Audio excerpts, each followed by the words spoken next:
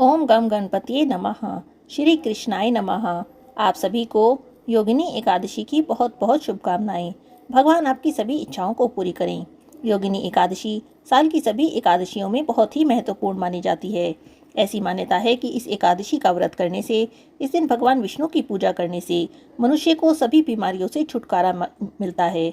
ऐसी मान्यता है कि जिसे कोढ़ जैसी लाइलाज बीमारी हो गई हो, वह भी यदि भक्ति पूर्वक योगिनी एकादशी का व्रत करे तो उसकी वह बीमारी भी छूट जाती है।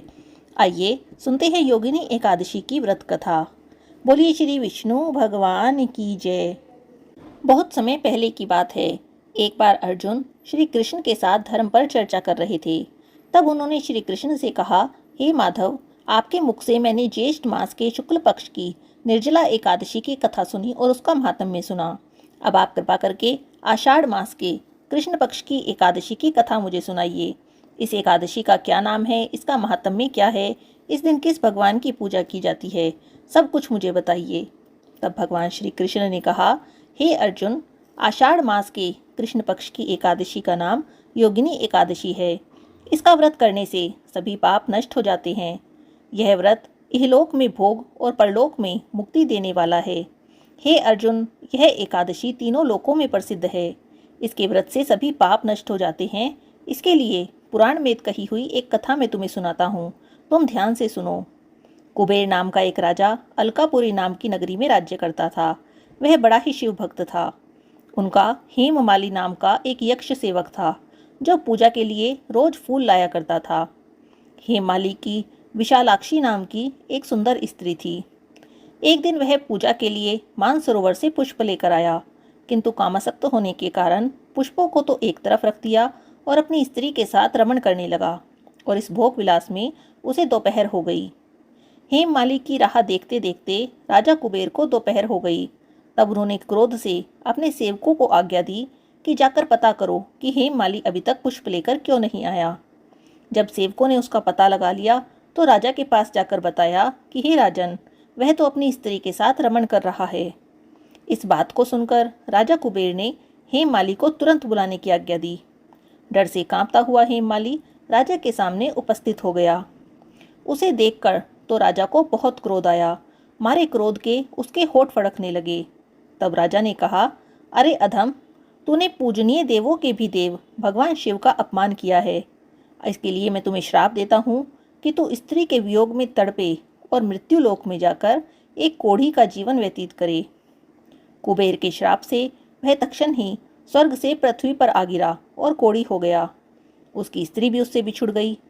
मृत्यु लोक में आकर उसने अनेक कष्ट भोगे, परंतु भगवान शिव की कृपा से उसकी बुद्धि मलिन नहीं हुई।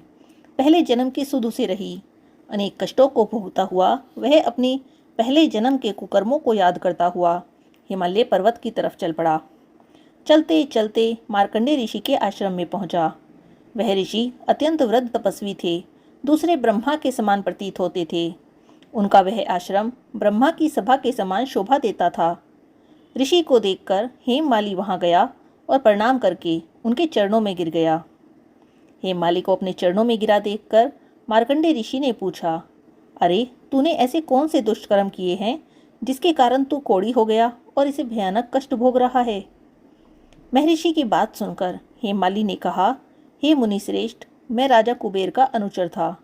मेरा नाम हेममाली है। मैं प्रतिदिन मानसरोवर से फूल लाकर शिव पूजा के समय राजा कुबेर को दिया करता था। एक दिन पत्नी के सुख में फंस जाने के कारण मुझे समय का ज्ञान ही नहीं रहा और दोपहर तक मैंने फूल नहीं पहुंचाए। तब उन्होंने मुझे श्राप दिया कि अब तू अपनी स्त्री का वियोग और मृत्यु लोक में जाकर कोढ़ी बनने का दुख भोग। इस कारण मैं कोढ़ी हो गया हूँ और पृथ्वी पर आकर भयंकर कष्ट भोग रहा हूँ। अब आप कृपा करके कोई ऐसा उपाय बताइए जिससे कि मेरी मुक्ति हो सके। मार्कंडेय ऋषि ने कहा, हे माली, तूने मेरे सामने सत्य वचन कहे हैं, इसीलिए मैं तेरे उद्धार के लिए एक व्रत बताता हूँ। यदि तू आषाढ़ मास के कृष्ण पक्ष की योगिनी एकादशी का विधान पूर्वक व्रत करेगा तो तेरे सभी पाप नष्ट हो जाएंगे।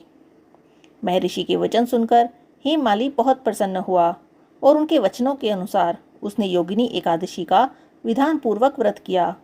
इस व्रत के प्रभाव से वह अपने पुराने स्वरूप में आ गया और अपनी स्त्री के साथ सुखपूर्वक रहने लगा। श्री कृष्ण कहते हैं, हे राजन, इस योगिनी एकादशी की कथा का फल 88,000 ब्राह्मणों को भोजन कराने के बराबर है। इसके व्रत के प्रभाव से सभी पाप नष्ट हो जाते हैं और अंत में मोक्ष की प्राप्ति होती है और जातक स्वर्ग का अधिकारी बनता है। बोलिए श्री विष्णु भगवान की जय। एकादशी माता की जय।